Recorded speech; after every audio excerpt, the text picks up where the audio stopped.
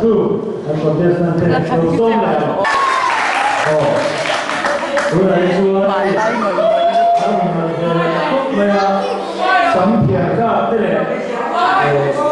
sai một bên về thế bộ anh về ta anh chân cảm sâu về đấy tổ ngày anh đi đấy thế in muốn lại in chế môi in hay ai môi nhiều vậy ông lẩu mò anh đi đấy thế thì anh đi anh quy in chế đó đi anh đi đấy thế thì in chế đó đi anh đi cùng về nghe đấy sáng hồi giờ quá sống đi vô về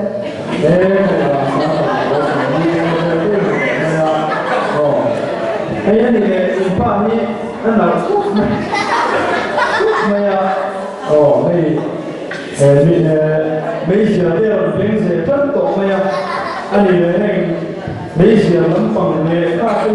này kiểu này ông mẹ đấy tổ rồi mà đi phá nhá thì mấy giờ su cái số tiền thì cán lô chín số cán lô chín số này cái gì tiêu đã vào đi nhớ anh đi phá nhá thì mấy giờ đi giờ sai ni phải chuyện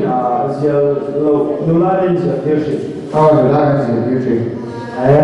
cho nên chú anh đi thế này cái trong pensi poi Bolognese ini mo anh đi đấy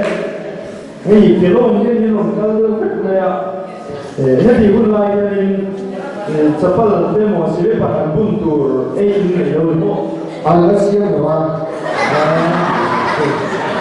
anh đi đấy là trên phòng vệ sinh tour ngày hôm nay là ngày đi đâu vào đây thì có thể đi vào như thế in più cosa si è? Più come?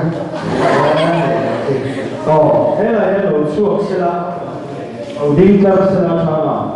anh đồ cả thế là cái lẩu đó đinh sổ về rồi thì làm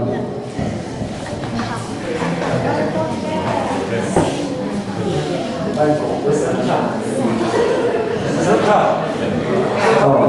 lẽ là cái nó tìm ra cái hàng ruột rồi đó anh chị na ha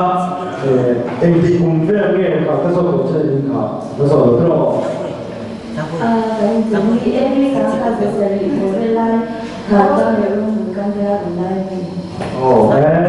hello không phải thằng nam này luôn người cái chú kia lại có chắc là mà chết là cũng lại thế mấy nhà thì cái bây giờ này mà làm cho tổ tôn rồi